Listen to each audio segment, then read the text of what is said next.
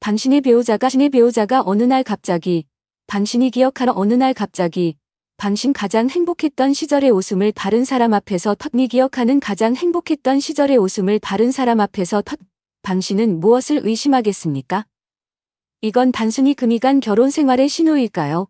아님 드린다면 당신은 무엇삭된 배신의 의심하겠습니까? 이건 단순히 금이간 결혼 생활의 신호일까요? 처곡일까요?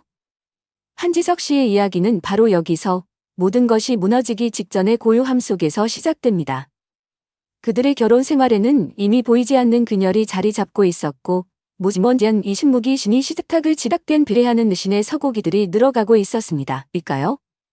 한지석 씨의 이야기는 바로 여기서 모든 것이 무너지기 직전의 고요함 속에서 시작됩니다. 그들의 결혼 생활에는 이미 보이지 않는 그녀이 자리 잡고 있었고 결국 터질 것이 터지고야 말았다. 주방 수도꼭지에서 물이 방울방울 새기 시작한 것이다. 내가 주말에 한번 볼게. 지석이 말에 안해 오수아는 이미 사람을 불렀다고 짧게 답했다.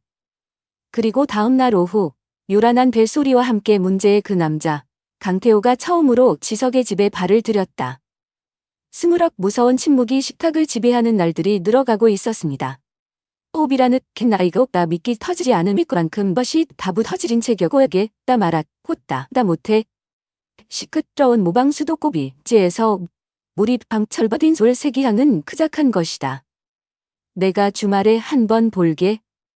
지석이 말에 안해 오수아는 이미 사람을 불렀다고 짧게 답했다. 그리고 다음 날 오후 요란한 벨소리와 함께 문제의 그 남자 강태호가 처음으로 지석의 집에 발을 들였다. 스물얼리 유쾌하지 않았다. 어딘가 좀 가볍고 날티가 난다고 해야 하나? 하지만 그는 능숙한 손놀림으로 10분도 채 호비란을 되진 나이가 나라 믿기 수지 않은 옥곡만큼 지를 곧밥으로 쳐냈다. 벽에 호탕하다 못해 시끄러운 목소리.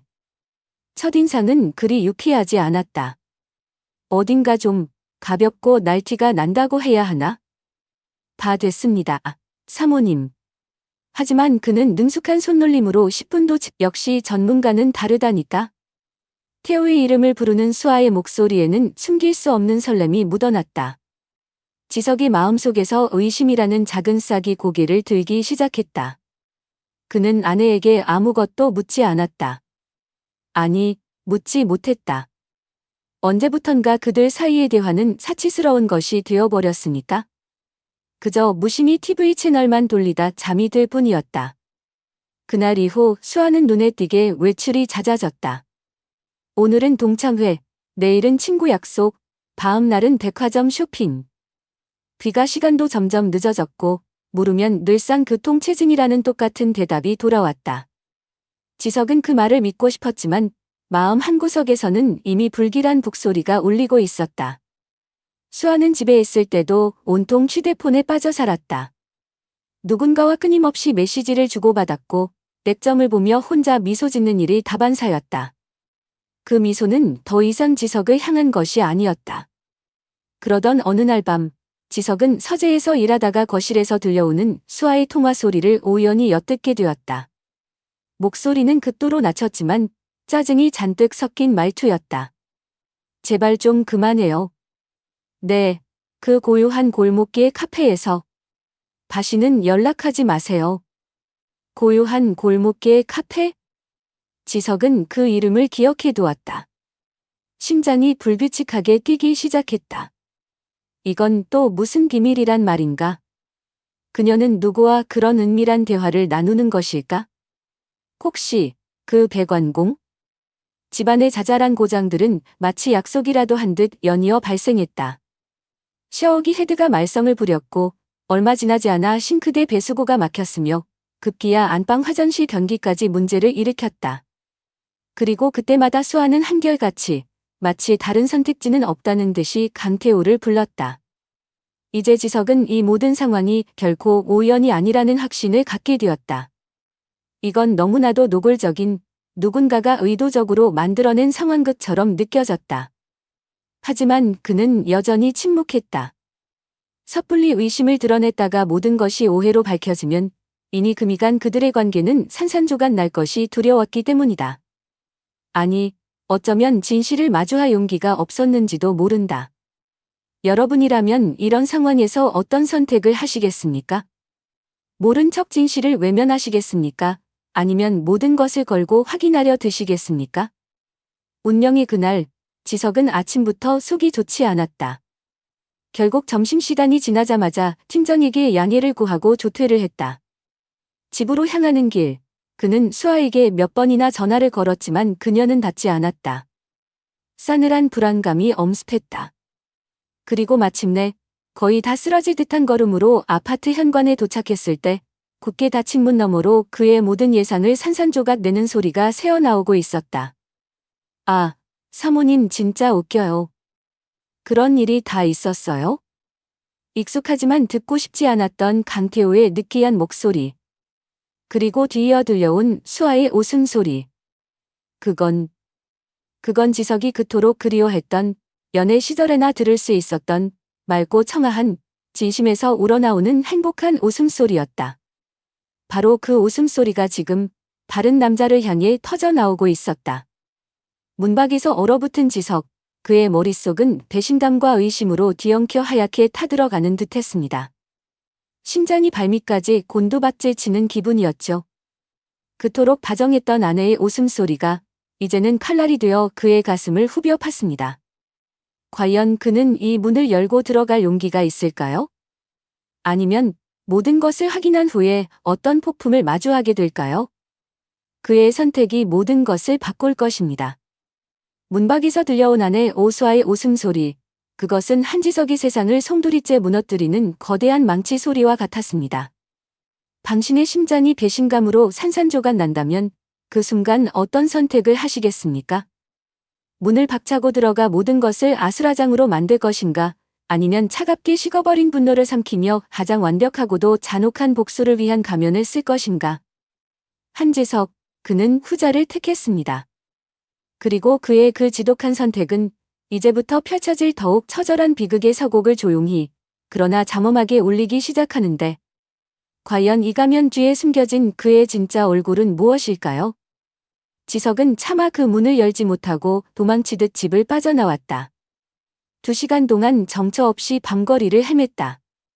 머릿속은 뒤엉킨 실타래처럼 복잡했고 심장은 얼음물에 담근 듯 차갑게 식어갔다. 마침내 다시 집으로 돌아왔을 때 강태호의 오토바이는 사라지고 없었다. 수아는 태연하게 저녁 식사를 준비하고 있었다. 마치 아무 일도 없었다는 듯, 어머, 이제 와요?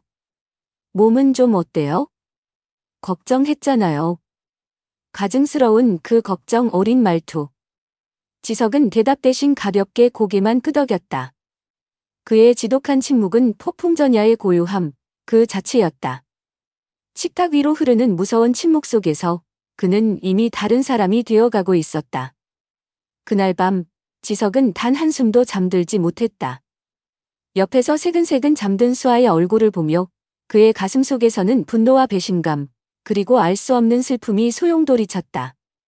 저 여자가 정말 내가 사랑했던 그 여자가 맞나?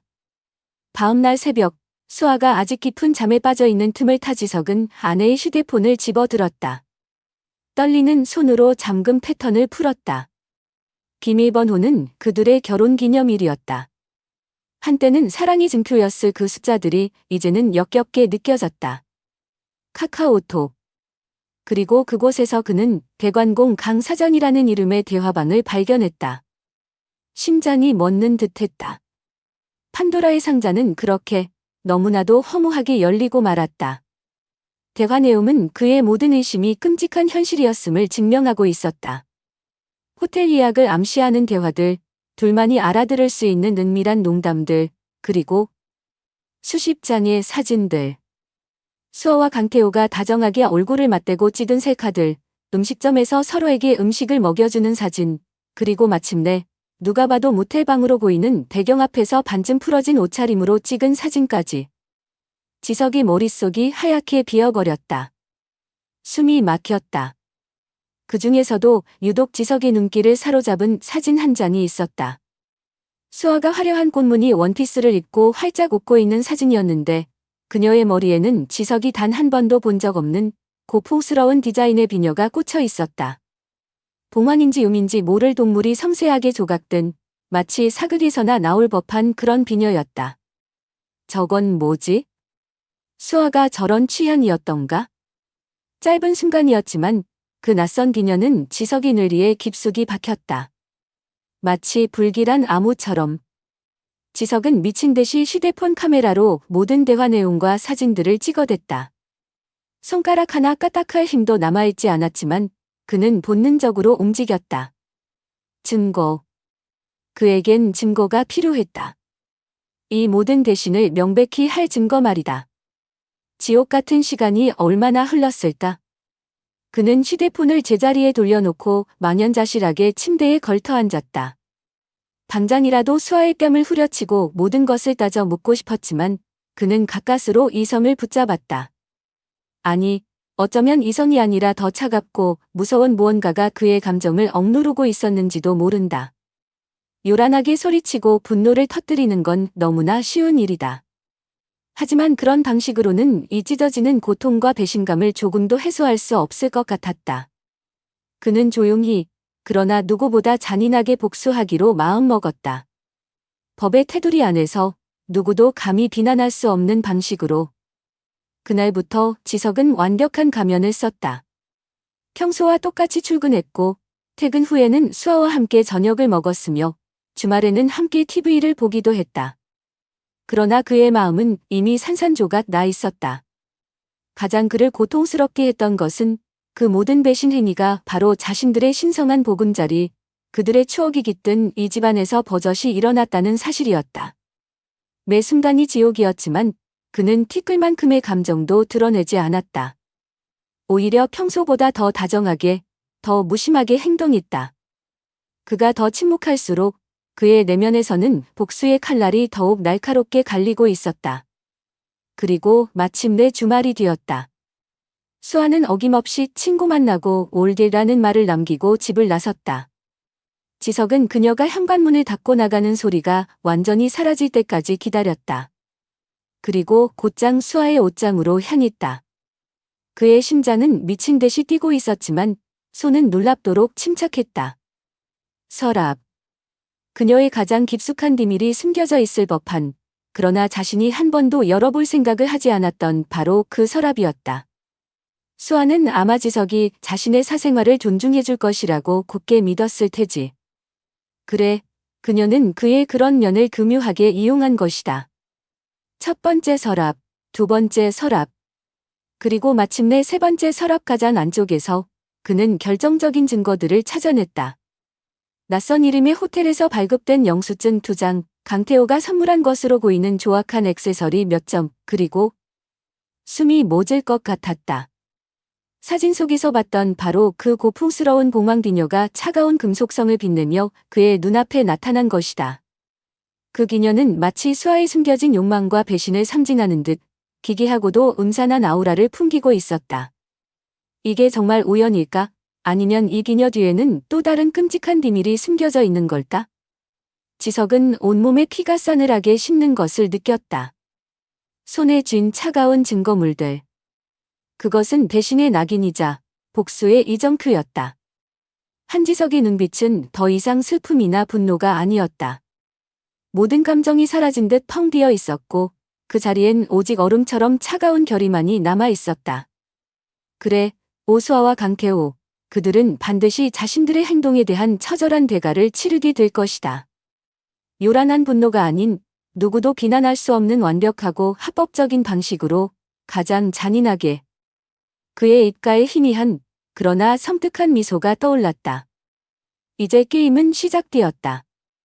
그리고 그 게임의 규칙은 오직 한지석만이 정할 것이다. 과연 그의 복수는 어떤 모습일까? 이 차가운 가면 뒤에 숨겨진 그의 진짜 계획은 무엇일지 당신은 상상조차 할 수 없을 것이다. 그의 복수가 성공할 수 있을지 아니면 또 다른 반전이 기다리고 있을지 지금 좋아요와 구독을 누르시고 다음 이야기를 절대 놓치지 마시길 바란다. 이것은 당신이 상상하는 것 이상의 이야기가 될 테니까.